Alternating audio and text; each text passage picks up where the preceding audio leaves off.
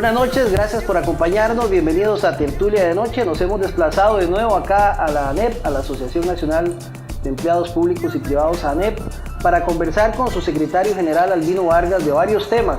Vamos a hablar del 1 de mayo, la elección del directorio en la Asamblea Legislativa.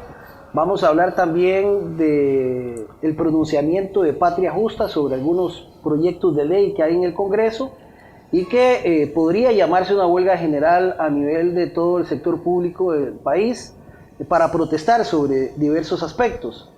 Pero también vamos a comenzar hablando de impuestos, vamos a hablar de evasión fiscal.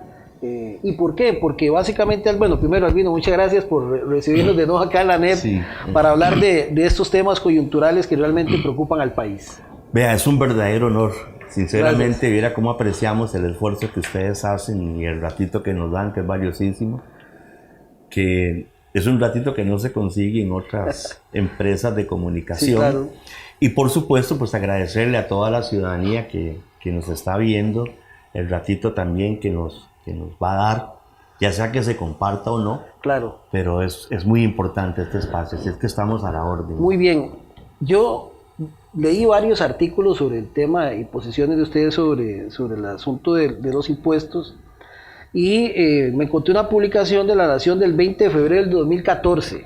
La Nación decía específicamente que si yo le contara las barbaridades que sabemos de evasiones de impuestos, este país colapsaría, porque sí, la ANEP tiene acceso a bastante información tributaria, porque hay muchas personas en tributación con una altísima ética que está conmocionada con los niveles de robo de impuestos en Costa Rica, con ropaje legal y sin ropaje legal. Eso los trae La Nación en una entrevista suya. Pero a la vez también sobre ese tema habla de que en el déficit fiscal la evasión anda por encima, más bien la evasión anda por encima del déficit fiscal en este país, ¿verdad? Incluso habla del impuesto a la renta y también sobre las ventas como los más que se van en Costa Rica, que incluso la evasión sobre la renta anda un 4% del Producto Interno Bruto, que son, bueno, sumado todo son como 1.075.000.000, algo así. Y el impuesto sobre las ventas de 484.000 millones de colones en el 2014, según un informe de la Contraloría General de la República. Ahora todo el mundo habla de que hay que volver al tema de impuestos, hay que subir el IVA de un 13 a un 15, ustedes han dicho no, y nos encontramos con esa publicación, Albino. ¿Qué está pasando en Costa Rica? ¿Cómo lo están viendo ustedes? Del por qué básicamente se quiere de nuevo retomar un tema que se ha rechazado por mucho tiempo en Costa Rica. Bueno, es muy interesante porque esa publicación,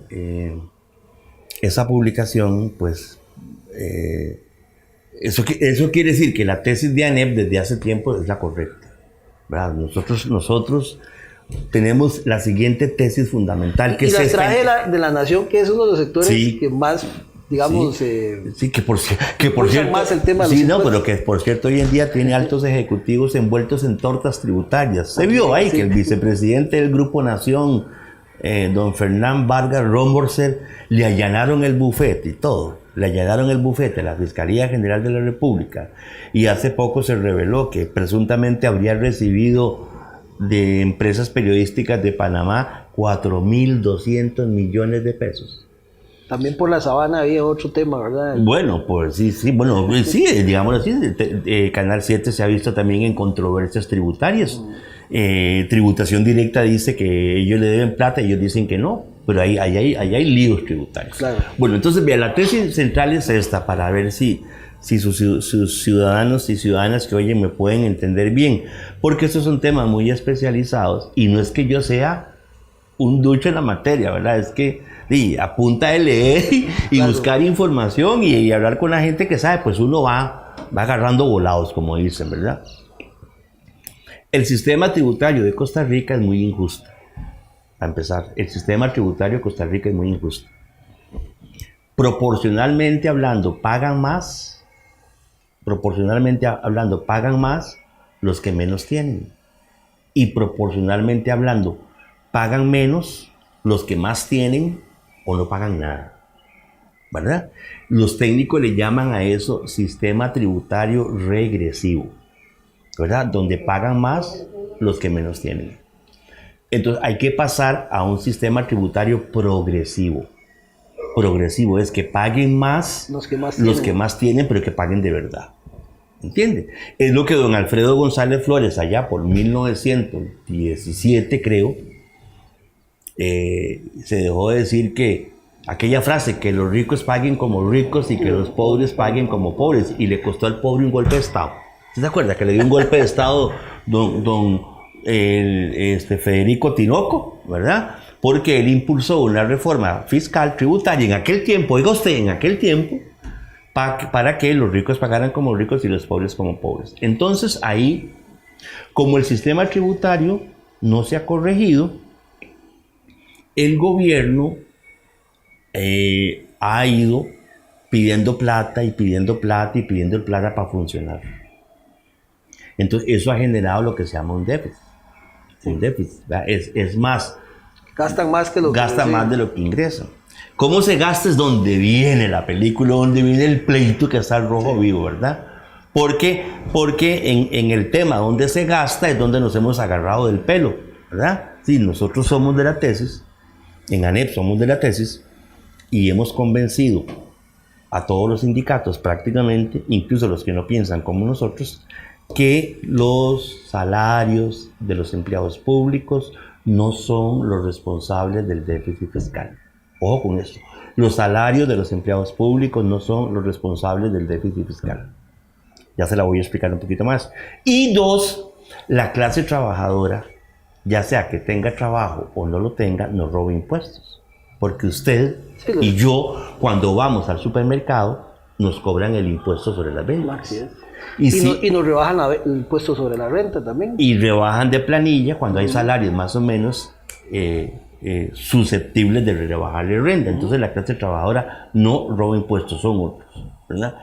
Entonces se generó el tema del déficit fiscal, ¿verdad? Y entonces el déficit fiscal, que lo relacionan con eso que llaman Producto Interno Bruto, aquí dicen que este año va a estar como del 6% de Producto Interno Bruto. Vea, estamos hablando de cantidades muy grandes. Sí, fíjese usted que un punto de Producto Interno Bruto son 300.000 millones de colones. 300.000 millones de colones. Sí, eso. Por 6 veces sería 1.800.000 millones de colones. O sea, son cifras. Se le pierden en la cabeza. Se le pierden en la cabeza a uno. Entonces el gobierno está desesperado. El gobierno está desesperado. Porque en estos momentos, los datos que nosotros tenemos es que de cada colón que ocupa el gobierno para funcionar, tiene que ir a buscar 50 céntimos prestados. Si al día gasta 100, se endeuda en 50 pesos. Si al mes gasta 20.000, se endeuda en 10.000, ¿verdad? Y si al año gasta 5 millones, se endeuda en 2,5 millones. Algo hay que hacer ahí. Algo hay que trabajar ahí. Pero muy importante, cuando decimos gobierno, aquí es donde entra la trampa de algunos medios de comunicación, ¿verdad? Porque resulta ser que usted, gobierno, tiene que también hacer una división, discriminar. ¿Qué es? Aquellas instituciones públicas que sí dependen del gobierno central y aquellas instituciones públicas que no dependen del gobierno central. Le voy a dar un ejemplo. El policía del barrio, el policía ahí donde usted vive, de la comunidad donde usted vive, de la fuerza pública, recibe su salario vía Ministerio de Seguridad Pública, vía Presupuesto General de la República, vía Ministerio de Hacienda.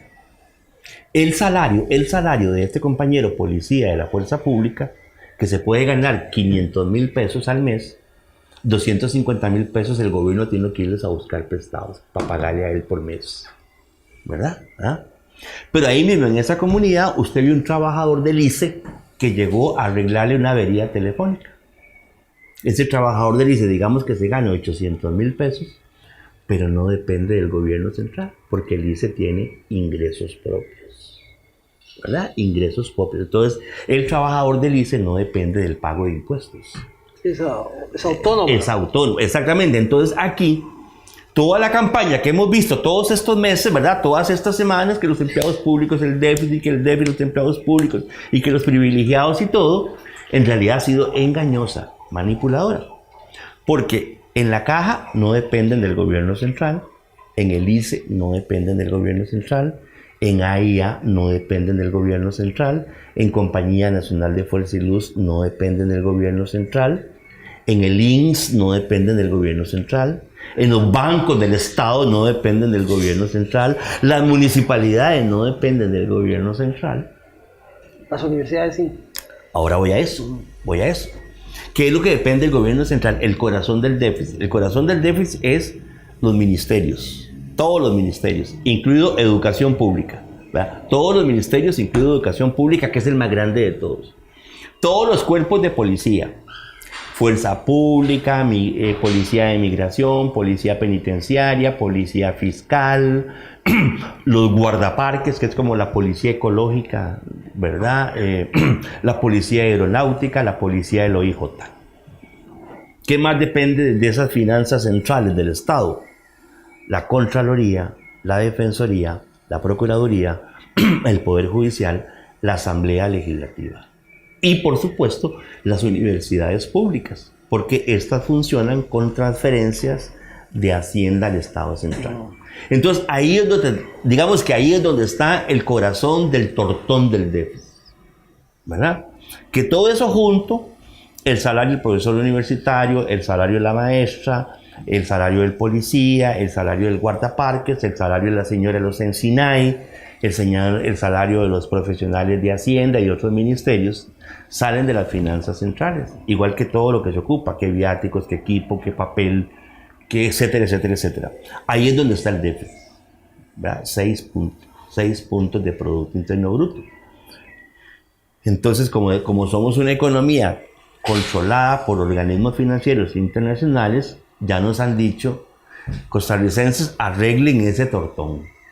Ustedes no pueden seguir arreglando ese problema endeudarse. Pero, es como cuando claro, lleguemos, sí. como nuestra casa, ¿verdad? En nuestra casa vivimos 5 hermanos, ¿verdad? Vivimos 5 hermanos. Pero el ingreso familiar solo lo estamos contando de 2. Los otros 3 están independientes aunque viven en la misma casa. Claro. Y el ingreso de los 2 no alcanza para toda la casa. Entonces, esos 2 se han empezado a endeudar y endeudar y endeudar y endeudar. Llega un momento en que nadie nos va a prestar más plata porque ya no da nuestra capacidad de pago. Bueno, Costa Rica está en eso. Imagínese usted que digamos que el gobierno central tiene una tarjeta de crédito. La tarjeta de crédito ya llegó al tope. Ya no le presta más con la primera tarjeta de crédito. Entonces el gobierno central, para seguir funcionando, se fue a buscar otra tarjeta de crédito. Se la dieron. Esa otra tarjeta de crédito, con esa plata el gobierno no está funcionando, está pagando los intereses de la primera tarjeta de crédito. Y una tercera tarjeta de crédito, difícilmente nos la van a dar, ¿verdad? Entonces, ¿qué dicen los prestamistas internacionales? Vea, costarricenses, ustedes paren esa fiesta. Ustedes están jugando, perdón la expresión, para su público de vivos. Nada más que son la democracia perfecta, que derechos humanos, el país de la paz, el país más feliz del mundo, el país verde, áreas de conservación, 25% de su territorio nacional protegido. Y pero eso cuesta. Eso cuesta. Y ustedes en Costa Rica son expertos en robar impuestos. Ustedes en Costa Rica son maestros en evadir el fisco. Y hasta uno, cuando va a una compra, uno acepta que el vendedor le haga la pregunta, ¿con factura o sin factura? ¿Y qué dice uno? Por lo general, no, sin factura. ¿Me entiende? Entonces tenemos una cultura de evasión fiscal, de robo de impuestos, de elusión fiscal, ¿verdad? Elusión fiscal es que yo hago maniobras jurídicas para pagar menos de lo que me toca pagar. Pero, evasión es el robo descarado. Claro. Perdón, para llegarle a este punto. Entonces, todo eso suma, en este momento, ya certificado por el gobierno, por los organismos financieros internacionales, ya no es una cifra sindical ni de ANEP, todo eso representa 8,5 puntos de Producto Interno Bruto. Oiga, 8,5 de PIB se va anualmente en robo, en evasión, en elusión de impuestos. Entonces, 8,5 son 2 por 3. 8,2 era en el 2014. Sí, ahora son un poquito más. un poquito más, ahora son como 2 billones con B de burro, Ajá. 2.500.000 millones de pesos. Y resulta ser que estamos aterrorizados porque el déficit fiscal va a llegar a 6, ¿verdad? Va a llegar a 5.4 en el 2014, va a Sí, llegar va a a llegar 6. a 6 ahora, o va a llegar a 7, creo, no sé, ¿verdad? Entonces, este ámbito es donde hay que trabajar como país, como sociedad, como costarricenses, hacemos para parar un poco el robo de impuestos. Y entonces ven aquí, y si no es la clase trabajadora quien roba impuestos, como ahora se lo explica a usted, ¿quién roba? Ah, ¿verdad? ¿Verdad? Pero, y en el 2014 no sabíamos de los papeles de Panamá, no, ni sabíamos de las sociedades anónimas que se hacen en el sí, exterior. porque precisamente Panamá Papers y la denuncia mundial liga a Costa Rica con el bufete Mossack Fonseca, que enciende una larga sobre el tema. Yo lo que quiero es que lo que usted me cuenta antes es interesante, hay que detenerse ahí porque ahí es donde está la trampa de la información. Cuando comienzan a embarrar a todas las instituciones y hablan de gollerías y hablan de favoritismos y hablan de que si se para eso este país pareciera que en alguna medida si se para el que un empleado público gane tanto y tanto y que comienzan a hablar de privilegios y comienzan a hablar de cómo se llama de convenciones colectivas y hacen ver, digamos, claro que hay que arreglar cosas, como que la problemática es que el tema, uno sabe que ahí tienen que arreglarse cosas, pero centran eso como la problemática de fiscal en el país. Aquí es donde nosotros hemos perdido la batalla de explicarle a la opinión pública la verdad de esto. ¿Por qué? Porque los medios de comunicación grandotes no nos dan espacios tan democráticos como el que usted me da a mí, ¿verdad? Entonces, primero ha habido 2 grandes manipulaciones. Esa que usted señaló, es decir, todo se debe a los salarios de los empleados públicos, todos tienen convenciones colectivas de trabajo, todos ganan salarios de privilegio, ¿verdad? Y para peores, todos tienen sindicatos. Eso es lo que le han vendido a la gente, mediáticamente eso es lo que le han vendido a la gente. Y, por ejemplo, una de las convenciones colectivas más satanizadas, la de Recope, ¿verdad? La de Recope, ya le demostré que no forma parte del déficit fiscal, porque el Recope se mantiene por sus propios ingresos, ¿verdad? Y si tuviéramos la oportunidad de algún día hablar con la gente de Recope, el presupuesto de la convención con respecto a todo el presupuesto de Recope no llega al 1%. ¿Verdad? Entonces eso se ha inflado mediáticamente, ¿verdad? Se ha satanizado completamente, ¿verdad? Como meter al ICE. Vea, el ICE, oiga usted, el ICE no solamente no depende del Estado central en materia de finanzas, sino que en el ICE no hay convención colectiva de trabajo. No existe. ¿Ah? Y don Otto Guevara se dio el colorazo una vez, mandó una carta a la presidencia del ICE que por favor le mandaran los datos de la convención colectiva del ICE. Y el ICE le mandó a decir de qué le iba a mandar a decir. ¿Verdad? ¿Cuál estaba preguntando? Sí, sí. Igual usted no sabe, no sé si su público sabe que en la Caja Costarricense del Seguro Social no existe una convención colectiva de trabajo. No existe. Ese instrumento satanizado del diablo no existe. Entonces, por un lado, se ha satanizado a la opinión pública, a la ciudadanía, de que los empleados públicos y nuestras convenciones son responsables del tortón este del déficit fiscal. Y dos, se ha tratado de decir que este gobierno lo que quiere es más impuestos. Y aquí es donde uno le jala la oreja al presidente Solís y a su gobierno por ser tan malos comunicadores. Porque en realidad le han dejado la iniciativa a Otto Guevara, a Mario Redondo, al mismo Liberación Nacional, ¿verdad? A la Unidad Social Cristiana, diciendo que es que están pidiendo más impuestos y que están pidiendo más impuestos al pueblo para pagar las convenciones colectivas de los empleados públicos y los salarios de privilegio de los empleados públicos, ¿verdad? Que ahora podemos hablar un poquito. No se está pidiendo más impuestos, se está pidiendo leyes contra el fraude fiscal, leyes contra el robo de impuestos. Se está pidiendo una ley para saber cuáles son los beneficiarios finales de las sociedades anónimas, para que no vuelvan a hacer esas maniobras jurídicas de robar impuestos y crearse sociedades anónimas en el exterior, lo que dijo los papeles de Panamá. El único impuesto que afecta a la gente durísimamente y con el cual nosotros como ANEP estamos en contra es pasar el impuesto de ventas, impuesto al valor agregado, y además pasarlo del 13 al 15%, porque dentro del sistema de impuestos el IVA es el más injusto de todos, porque el kilo de arroz tiene el mismo impuesto para una señora que vive en una comunidad urbana marginal como Los Guidos, como puede tener el mismo impuesto o ese mismo kilo de arroz para una señora que manda a su empleada a un abastecedor de los ricos de Romerset a comprarles el mismo kilo de arroz.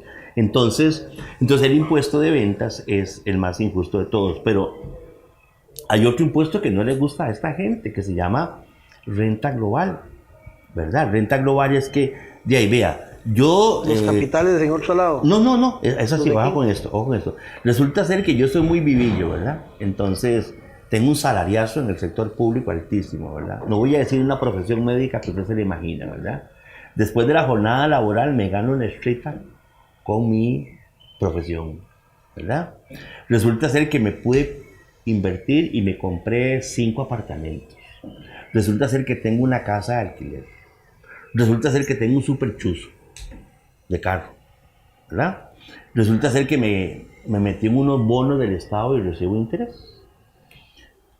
Con la renta global, yo no puedo declarar eso por separado, ¿verdad? Yo lo tengo que declarar todo junto, sumar lo de los alquileres, sumar lo que me da la profesión por fuera, sumar los intereses de los bonos que tengo en la Bolsa Nacional de Valores, sumar, qué sé yo, el monto de alquiler que recibo y desagregar mis gastos, pero todos mis ingresos van a una misma buchaca, se llama renta global, renta universal. Entonces yo no puedo escapar. Porque además, como todo eso lo tengo en sociedades anónimas, ¿verdad? Con la otra ley de registro de beneficiarios finales de las sociedades anónimas, el fisco va a saber que usted tiene A, B, C, D entradas de ingresos. Venga, papito, va a pagar lo justo. ¿Ok? Entonces, están a muerte, ¿verdad? Entonces, en términos generales, la renta global o renta universal, el registro de sociedades anónimas para saber quiénes son los beneficiarios finales de estas, hacer más dura la evasión fiscal, ¿a quién afecta? Y pues no afecta a la clase trabajadora, va a afectar a sectores medios altos y sectores medios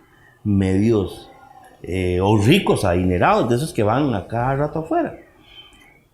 Al gobierno, para mí, le ha faltado una estrategia de comunicación, ¿verdad? Para decirle a la gente que no es cierto que usted va a pagar más impuestos, a excepción del IVA.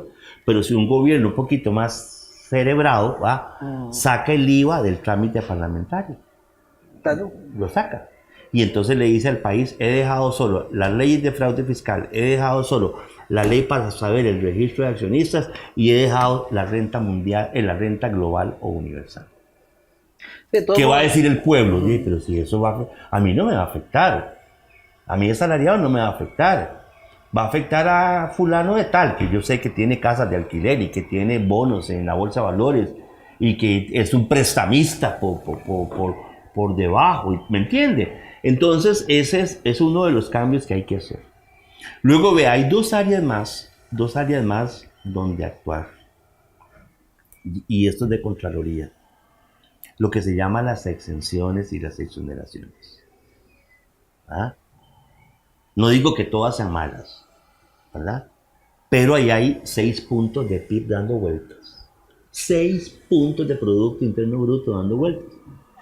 Y un informe del Banco Interamericano de Desarrollo, el BID, cuya última delegación visitó este local, nos contó que el 50%, oiga usted, el 50% del sistema de exenciones y exoneraciones de Costa Rica es para beneficiar al 20% más rico de la población.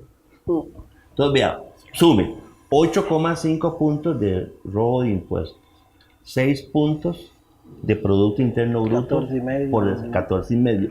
¿Y para qué no quiere caldo 2 tazas? Yo no sé si ustedes se dio cuenta, ese último informe del Departamento de Estado del gobierno de los Estados Unidos de América, que dijo, y aquí todo el mundo calladito, ¿verdad? Nadie inquistó, nadie dijo nada, pero lo dijeron los gringos, ¿verdad? Y cuando lo dicen los gringos en estas cosas, pongan la firma, que por Costa Rica está circulando anualmente 4.200 millones de dólares, no colones, 4.200 millones de dólares en dinero sucio, dinero narco, dinero producto de actividades ilícitas.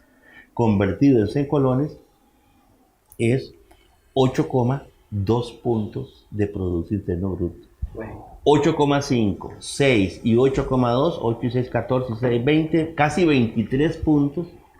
23 puntos de Producto Interno Bruto, ¿verdad? 23 puntos de Producto Interno Bruto que ahí están para hacer muchas cosas, ¿verdad? Porque tenemos 6 puntos de déficit fiscal y entonces por los 6 puntos ya llegó el fin de los tiempos y llegó el apocalipsis y este país se va a acabar y entonces quitémosle los salarios a los empleados públicos y quitémosle la dedicación exclusiva y quitémosle la anualidad y todo eso, que además no va a resolver el déficit fiscal. No va a resolver el problema del déficit fiscal porque usted no está atacando ni el 8,5, ni el 6, ni el 8,2 de dinero narco. Usted lo está atacando. Y para todo hay fórmulas, hay proyectos, hay ideas, hay planteamiento, ¿verdad? Incluso nosotros estamos muy ligados a los movimientos antiglobalización de la Unión Europea y todo eso. Y hay un gran movimiento que incluso ya el gobierno de Finlandia está pensando en serio, el gobierno de Francia me parece también, el gobierno de Alemania, que se llama la tasa Tobin, ¿verdad? Eso, ¿qué es? Tobin es el apellido de un economista estadounidense que en la década de los 70 ideó un impuesto para las transacciones financieras bancarias, ¿verdad? Después de cierto monto para arriba para no afectar a los sectores medios y bajos. Entonces, por ejemplo, si usted es un papudo, ¿verdad? Y usted está moviendo $1 millón en este momento de Costa Rica a Panamá, que ahora se mueve todo eso electrónicamente, ¿verdad? Mover esa plata le implica a usted que el Estado le cobre un peaje. Pequeñito, no importa, pequeñito. Pero que deje algo. Pero que deje algo, ¿verdad? Y entonces aquí en Costa Rica lo que se ha estado manejando es 0,2%, ¿verdad? Entonces tenemos salidas. Entonces no se vale llevar a la sociedad a tensiones sociales, llevarnos a confrontaciones grandes. Ya se han visto varios episodios, ¿verdad? Los empleados públicos están acosados, ¿verdad? Lo que la prensa le informa es las partes precarias del empleo público. Por Dios, vayan, vean cómo trabajan en la fuerza pública, eso es empleo público. Vayan, vean cómo trabajan los policías. Comedores escolares. Sí. Vaya usted como los chiquitos de los Ensinay, los comedores escolares. Pucha, rajamos de que somos el país que tiene 25% de nuestro territorio protegido. Áreas de conservación, áreas silvestres, parques nacionales. 25% de la cuarta parte de Costa Rica supuestamente no se puede tocar. Y se está tocando. Caza furtiva, narcotráfico. Y porque no hay suficientes guardaparques para cuidar los parques nacionales ni las áreas de conservación. No hay presupuesto para eso, ¿verdad? Ni siquiera para pagar los mismos parques nacionales. Ni siquiera para pagar los mismos parques. Entonces, ellos lo que deben hacer, cuando yo digo ellos, digo Mayo Redondo, digo Otto Guevara, digo Antonio Álvarez de Santi, digo Otón Solís, digo Epsi Campbell, que son los que están, digo los de la unidad. Hasta ese señor ligado al porteo, vicepresidente legislativo. Nuestro vicepresidente legislativo está ligado al porteo, ¿verdad? Ahí como se lo destaparon, digo, no, ya yo me desentendí de eso. Es mi señora la que tiene ahí el negocio del porteo. Y la tiene de asesora a la señora. Y tiene como 700, 800 placas de porteo. Y según se dice ahí la información periodística, que hasta $1 millón se cobra por placa. Pagará a ese señor los impuestos que tiene que pagar. ¿Ah? Pagará a la sociedad anónima que él tiene para tener esos impuestos, ¿me entiende? Entonces lo que nosotros hemos dicho, bueno señores, digan cuál parte del empleo público les molesta. A ver, si ustedes dicen en mesa cuál parte del empleo público les molesta, y háblenlo con el correspondiente. ¿Qué les molesta? La ley de incentivos médicos. Bueno, hablen con los médicos. ¿Qué les molesta? La ley salarial de los catedráticos de las universidades públicas. Bueno, hablen ahí, ¿verdad? Eso es lo que les molesta. Pero por favor, señores, nosotros queremos hablar de estos puestos de servicio público que están deteriorados, deprimidos, en precariedad, con gran peligrosidad y que además esos servicios públicos golpeados de bajos salarios los ocupa la gente más humilde. O las señoras de Romosor llevan a sus chiquitos a los Encinay. No los llevan a los Encinay, ¿verdad? Bueno, hagamos entonces, ¿me entiende? Aquí es donde uno se indigna y entonces uno dice, aquí lo que hay que hacer es algo grande. Gracias. Vamos a hacer una pausa y regresamos para hablar también, bueno, de todas esas propuestas que hay en la Asamblea, cómo se avicina con el nuevo directorio recién electo, y también vamos a hablar de el llamado que están haciendo ustedes a huelga para el país. Ya regresamos, estamos en Tertulia de Noche compartiendo con el secretario general de la ANEP, Albino Vargas.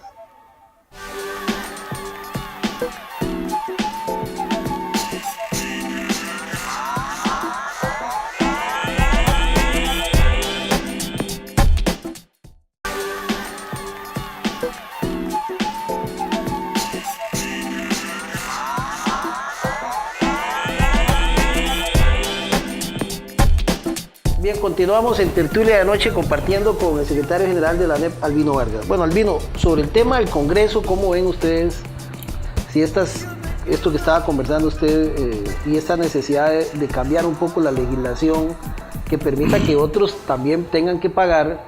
¿Cómo ve este Congreso? ¿Con la Presidencia de Liberación, con Antonio Álvarez de Santi, o un Congreso de oposición al gobierno? Vea, es una directiva legislativa que llama a la confrontación. Así se lo digo claramente. Es una directiva legislativa que con solo este proyecto de ley que ya han lanzado, están llamando a la alteración más grande de la paz social que podría darse en Costa Rica en los últimos años. Es una directiva producto de esos viejos pactos. Del viejo plus. Antes de hablar del viejo pacto, es la poca capacidad de este gobierno de poder articular un... Bueno, esos son otros ejemplos. Tenemos un gobierno muy débil. Digamos, este gobierno también tiene sus cuotas de responsabilidad, ¿verdad? ¿Cómo dejan que en 2 años, bueno, no sé, es que es parte de la estrategia, de que... Lo que pasa es que también, obviamente, pues, este gobierno encontró un montón, o sea, se llenó de gente que no estaba preparada para gobernar, gente muy académica. Y la verdad es que Costa Rica está muy enredada, ¿verdad? Muy enredada. Entonces resulta ser que los ticos decidimos que en el Parlamento hubiera 9 partidos. Eso fue lo que votamos, ¿verdad? Y después los partidos se fueron partiendo. Todos están partidos, ¿verdad? Todos los partidos de la Asamblea están partidos. Sí, póngale que por 2 cada uno serían 18. Bueno, usted tiene casi 17 o 18 partidos políticos. Y otro gran problema que tenemos los costarricenses es el gusanillo electoral, ¿verdad? No han pasado 2 años del primer gobierno y ya estamos pensando... No, ya pasó la alcaldía, ya estamos pensando en nacional, después sigue la alcaldía. Exacto, ¿verdad? Es una politiquería constante. Un gobierno débil, un gobierno con impericia política y una fragmentación tan grande como la que tenemos hoy en día, de ahí este país no hay forma. No hay forma que se arregle, no hay forma que se arregle. Entonces es donde los sectores sociales, en este caso, o los sectores sindicales, pues nosotros tenemos que reaccionar y defendernos, ¿verdad? Bueno, ahí está esa ley para racionalizar el gasto público. Claro. Eso es lo que usted llama una fracción de confrontación por este tema. Sí, porque esa ley, en primer lugar, nuestra Asamblea Legislativa tiene una extraordinaria habilidad de ponerle nombre a los proyectos de ley que dicen todo lo contrario de su contenido, ¿verdad? Entonces ya uno está acostumbrado a esas trampas de los títulos. Nadie se opone a racionalizar el gasto público, nadie se opone, ¿verdad? Ni nosotros tampoco. Lo que pasa es que esa ley está llena de esta ideología que yo le acabo a usted de explicar. Esa ley parte de que los empleados públicos son los culpables del déficit fiscal, que no es cierto. Y entonces hay que quitarles... ¿Qué va a ganar usted con rebajarle el sueldo a un 30% a un psicólogo de las cárceles? Porque le vas a quitar la dedicación exclusiva al psicólogo. si lo que le queda de sueldo son 700.000 pesos a un profesional que mató 7 años en una universidad pública?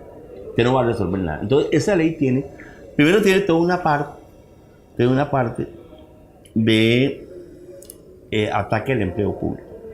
En realidad, esta ley nosotros le llamamos casi que ley para aniquilar el sector público, porque es una ley, primero, que tiene toda una colección de medidas para reducir derechos laborales ya largamente consolidados en el sector público. Más allá de, como usted dice, corrijamos A, corrijamos B, corrijamos C. Pero todo el mundo está en el mismo saco. Todo el mundo es culpable del déficit fiscal. ¿Ah?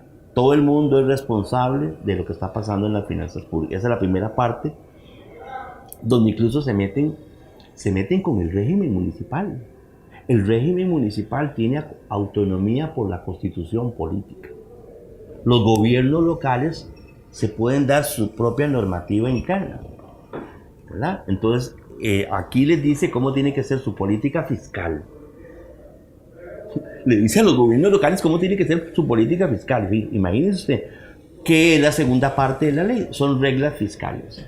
Son reglas fiscales. Fíjese usted qué barbaridad. Una de las barbaridades que yo no sé en realidad cómo lo van a hacer o si alguien estaba realmente loco cuando escribió esto o los que lo firmaron para tener ese pacto por el directorio no estaban conscientes. Dice el proyecto de ley que las finanzas públicas tienen que tener superávit de 2%, ¿verdad? O sea, pasar de déficit a superávit. Si ahora estamos en -6 y hay que pasar a 2, hay que ir a buscar 8 puntos de PIB de donde sea. Hay que ir a buscar 2.400.000 millones de pesos para que estemos en 2%. ¿De dónde? Dígame de dónde. Hay que irlos a buscar si no se ataja estas cosas que yo le planteo a usted de elevación fiscal, de las exenciones y de el dinero narco. ¿A quién se lo van a sacar? A la clase trabajadora. ¿Y entonces qué? Por eso un diputado del Frente Amplio habló de 80.000 despidos. Y nosotros decimos, pero es que 80.000 despidos es completamente irreal. Y porque entonces, si es por el lado del empleo, quitando anualidades, quitando dedicación exclusiva, quitando disponibilidad, evaluando el desempeño para echar gente, eso no resuelve el déficit fiscal. Y si es por número de empleos a reducir, entonces o te quedas con maestros, o te quedas con la mitad de maestros y echas la otra mitad, o te quedas con los policías que hay ahorita, o echas la otra mitad de los policías, porque no hay de dónde. Es un proyecto, perdón, elaborado irresponsablemente, elaborado de verdad con mala fe. Y es un proyecto que incluso los sindicalistas más racionales, ¿verdad? O que jugamos de más proclives al diálogo, nosotros tenemos que... Pero ¿qué es lo que se persigue con eso? Yo creo que las intencionalidades son ideológicas, son profundamente ideológicas. Las intencionalidades son... Aquí lo que se llama la privatización que ordenaba el ajuste estructural en Costa Rica se quedó a la mitad. ¿Verdad? En Costa Rica se quedó a la mitad.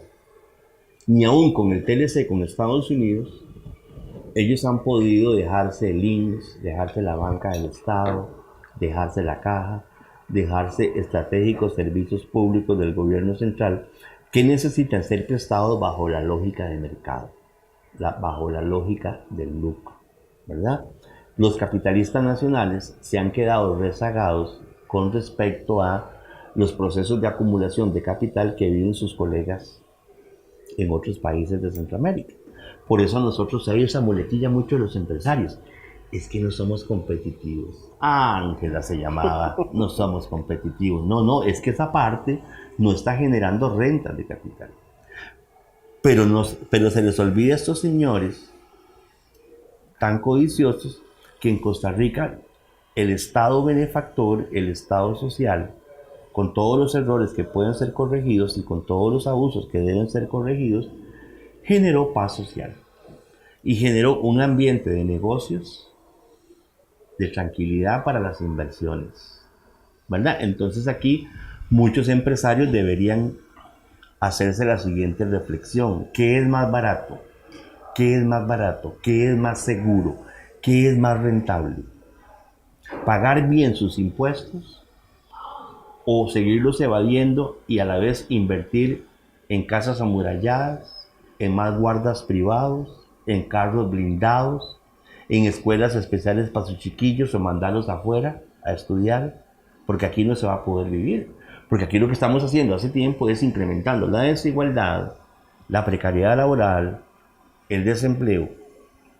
Un problema de vivienda no ha podido Un problema de vivienda, ¿me entiende? superarse. Entonces, claro, si tenemos un Estado central que apenas tiene para pagar a sus empleados, para no echarlos a la calle.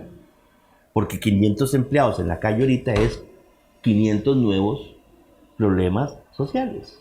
Albino, 500 nuevos conflictos sociales. Entonces lo que uno piensa es que la única, vean, no podemos arreglar esto como país con un dictador. No lo podemos arreglar con un dictador, nadie quiere eso.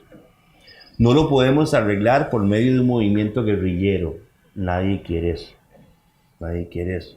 Pero tenemos... No lo podemos arreglar por una constituyente nueva, porque no va a ser posible. No va a haber votos por una constituyente. Entonces la única forma es un diálogo social. Nosotros insistimos que es un diálogo social, una agenda país. Pero hay un Vamos exceso, por partes. hay un exceso de democracia, más bien ahora, pareciera, por estas elecciones de cada 2 años, lo que están haciendo es atomizando Pues claro. digamos, la posibilidad de armar un diálogo. Cada vez son más y más y más y más y Más partidos, más claro, están fragmentando la cosa. Entonces, viera usted que yo a veces pienso que aquí podría haber algunas fuerzas malévolas, de verdad malévolas, fuerzas de gran poder económico incluso, que deben estar pensando que es mejor que esto quiebre, que esto radicalmente quiebre. ¿Para qué? Para poder llamar al Fondo Monetario Internacional y que el Fondo Monetario Internacional venga y nos obligue a ajustes tipo Grecia, ¿verdad? Ajustes dolorosos, dramáticos, ajustes violentos, ¿verdad? Violentos. Sí, que si no lo pueden arreglar a través del diálogo, bueno, porque ¿Sí? lo tengan que hacer Lo tengan que hacer con... casi de facto, digamos. De facto, con la plata que el fondo presta o que el Banco Mundial presta, pero con las condiciones con las que ellos prestan, ¿verdad? Sí. ¿Me entiende? Entonces yo a veces pienso eso y me convenzo más de que hay fuerzas perversas en esa dirección. Por eso, digamos, Porque el costarricense siempre ha tenido la fe, y eso tiene que ver un poco con la política supuestamente del candidato favorecido ahora por todos, que es Oscar Arias, ¿verdad? Ponen a José María, que pierde con todo el mundo, y a Oscar Arias, que ponen y favorece a todo el mundo. Porque nos han vendido que con los tratados de libre comercio iba a mejorar el empleo, iba a mejorar las exportaciones, que habiendo más competencia y mayor empleo. Eso es lo que le han dicho al costarricense. Y por otro lado le venden el tema de los excesos de los empleados públicos. Exactamente, y ponen dos balanzas, entonces apostemos a una sola cosa. Así es. Y por detrás ponen todo un movimiento político de fondo, donde hoy sale un candidato que es Oscar Arias, llevan a una sociedad hacia eso, ¿verdad? Sí, porque además, bueno, en primer lugar, sinceramente, no sé cómo pretenden animarse a ser presidentes de este país en el 2018 sin por lo menos haber intentado las primeras medidas para arreglar ese problema por el lado correcto. Si yo no me imagino el que llegue con déficit fiscal de 8 puntos de PIB, que para ahí vamos, ¿verdad? Para ahí vamos. Sí, se habla de ¿verdad? que si a 5 años, lo que han dicho, no se arregla esto, vamos a entrar en un grave problema en Costa Rica. Vamos a entrar en un grave problema, un problema dramático, que afecta a todo mundo. No es cierto que una quiebra fiscal del Estado afecte solo a los empleados públicos, no. Póngase usted a pensar cuántas micro, pequeñas y medianas empresas viven gracias a la provisión de servicios que le dan al Estado, ¿verdad? O sea, ¿cuántos empleos indirectos dependen de la actividad del Estado? Para darle solo un ejemplo, ¿verdad? Pequeñas sodas, pequeños talleres, pequeñas librerías, pequeños talleres de serigrafía, pequeños qué sé yo, compañías de hardware y software, todas esas cosas dependen de la actividad del Estado, ¿verdad? Los subsidios del Estado para gente en vulnerabilidad de pobreza, en pobreza extrema. Entonces me parece que terapia de shock no se puede. Este proyecto de ley es terapia de shock. Aquí dice Patria Justa, hacen llamado a todas las bases laborales a prepararse para la huelga general. Sí, estamos convencidos que la única forma de parar ese proyecto de ley es con una huelga Pero eso general. está entre los acuerdos de la nueva, digamos, del nuevo directorio político de la Asamblea. Apoyar impulsar este proyecto. Ah, sí, claro. No, y peor todavía. Quieren aprobar ese artículo de vía rápida, 208 del reglamento legislativo. Para aprobarlo sin mucha discusión. Hable 10 veces, usted ya listo y vote, ya. ¿Entiende? Entonces todavía más delicado el asunto, más extremista, más provocador. Entonces la medida es, solo esperamos que haya una verdadera unidad en la acción. Ustedes saben que los sindicatos pues estamos peleados, ¿verdad? Estamos divididos. De hecho que la última huelga ustedes no participaron. Sí, ¿verdad? claro, no participamos no porque no quisiéramos, pero figúrese que los colegas de la otra corriente sindical desde septiembre anterior recibieron un mensaje del colectivo Patria Justa que este servidor suyo representa, donde les pedimos unidad sindical en la acción para estas cosas. Como un mes después, 2 días después nos contestaron que no, que muchas gracias, que no compartían el pensamiento de Patria Justa y que ellos abrigaban la tesis del derrocamiento del modelo neoliberal. Eso es lo que nos contestaron. Nosotros no entendimos bien eso, ¿verdad? ¿Con qué? Bueno, sí, ¿cómo se hace eso? ¿Verdad? Hay que respetarles eso, ¿verdad? Para esta huelga que hicieron, no nos tomaron en cuenta, ¿verdad? Nos tomaron en cuenta, pero hemos llegado a un punto que los intereses de los trabajadores deben ser puestos por encima de cualquier vanidad, de cualquier protagonismo, y organización, de cualquier organización. Entonces nosotros como Patria Justa, ahí de ni modo, prepárese ciudadanía porque Recope va a huelga,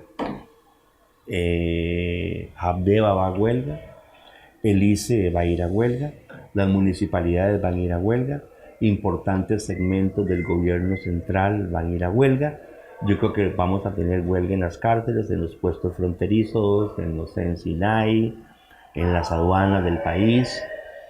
Y esto promete de ser de gran magnitud y asumimos la responsabilidad, asumimos las consecuencias y de verdad hacemos un llamado a todos los grupos y todo. A mí me llama la atención que ya hay 3 colegios profesionales que se pronunciaron por esto. El primer colegio que se pronunció fue el Colegio de Trabajadores Sociales de Costa Rica y recientemente el Colegio de Médicos y Cirujanos y el Colegio de Enfermeras de Costa Rica. Estamos exhortando a que más colegios se pronuncien, ¿verdad? Porque con el ataque a la dedicación exclusiva lo que va a ocurrir es un abaratamiento, una precarización del empleo público de carácter profesional en la administración pública. Lo que pasa es que el costarricense común no ve bien esto, que comiencen a hacer huelgas. Sí. Y por otro lado, viendo la crítica constante hacia el sector público, la reacción va a ser en contra del sindicalismo. Sí, mira que es un riesgo que hay que asumir. Sinceramente es un riesgo que hay que asumir. Y de eso ya tomaron la decisión, o lo van a asumir como si es el riesgo antes sin haber ido a hablar con Álvarez de Sante, hablar con el presidente. No, es que la única forma es que quiten ese proyecto. No se le puede arreglar nada a este proyecto. Sepárenlo. O sea, no hay negociaciones, quiten eso, punto. Es que tienen que separarlo. Claro. Separen lo que son todo el tema tributario, separen todo lo que son el tema de las reglas fiscales y separen todo lo que del empleado público que quieren cambiar. Pero digan, destápense. Es que no se destapan. Yo creo que tienen cálculo para unos gremios en vez de otros. ¿Verdad? Usted vio que el gremio magisterio fue excluido de esta ley. ¿Usted se dio cuenta? No. Ah, interesantísimo. Pero eso no sabe que comienzan a... Bueno, exactamente. A que ustedes comiencen a pelearse por eso. El diputado Rolando González Ulloa dijo, el 1 de mayo dijo el diputado Rolando González Ulloa, tenemos que pedirle perdón al Magisterio Nacional por lo que les hicimos en la huelga de 1995.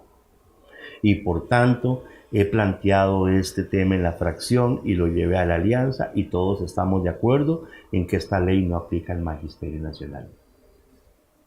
Por Dios, eso es una gran manipulación divisora en primer lugar. Es una cuestión meramente politiquera porque seguramente necesitan los votos de los maestros para el 2018 y ahora les piden perdón. Y tercero, nos dan la razón, porque siendo que los maestros son tantos en el presupuesto central, son como 78,000, quiere decir que entonces los salarios de los maestros no son parte del déficit fiscal. Entonces, ¿por qué el salario del policía sí tiene que estar en ese proyecto de ley? ¿Verdad? ¿Entiende? Sí. Entonces ahí se cae la tesis de que el déficit fiscal es culpa del salario de los empleados públicos. Se cayó la tesis. Entonces, ¿a quién más excluyen, además del magisterio? Porque eso les va a provocar que algunos se involucren. Sí, bueno, la ley dice que el ICE, el INS y los bancos del Estado no. Pero los sindicatos de esos sectores no se lo creen. Creen que es una manipulación y que a final de cuentas, si este proyecto se materializara, las respectivas instituciones van a aplicar la normativa que salga de esta ley, ¿verdad? Entonces es tramposo. Y lo del magisterio es un acuerdo eminentemente político. ¿Y esto cuánto tiempo van a dar, digámosle, van a hacer las conversaciones respectivas para no ir a esa huelga general? Yo no quiero adelantar acontecimientos. Yo, con todo respeto y para su distinguida audiencia, yo prefiero trabajar con que vamos a ir a huelga general. Okay. Sí. Ojalá dure 1 hora. Lo menos posible. Y, por supuesto, completamente pacífica, sin violencia, ¿verdad? Pero nosotros no lanzamos la provocación. La lanzó Liberación, la Unidad, el Movimiento Libertario, los partidos evangélicos cristianos y Óscar López del Paz. ¿Y los del PAC qué dicen? Los del PAC, la mayoría de ellos está en contra de este proyecto de ley. Hay 3 que están viendo para allá y creo yo están calculando, ¿verdad? Que es Otón Solís, Epsi Campbell y se me olvida el tercer nombre de la tercera diputada, que me parece que es de la zona de Heredia, ¿verdad? Pero como esa asamblea es una caja de sorpresas, mejor no apostar nada ahí. Bueno, muchas gracias, Albino. Creo que llegamos al término del programa. Como siempre, agradecerle venir a conversar un ratito con ustedes estos temas que realmente para el programa es importante porque tanto vemos siempre en estas cosas, pero más noticiosas y con un enfoque muy distinto, que pocas veces tienen la oportunidad de conversar con el protagonista, pero realmente ampliamente los temas, no por una noticia, ¿verdad? Usted no tiene ni la menor idea de cuánto valoramos nosotros en ANEP esta oportunidad que usted nos da. Es que para nosotros es extraordinaria, es oro puro. A nombre de la organización yo se lo agradezco. Y si alguna persona empezó a escucharme y terminó, me siento sumamente halagado, muy agradecido. Y puedo hacer, repito, como dije al principio, que no comparta todo.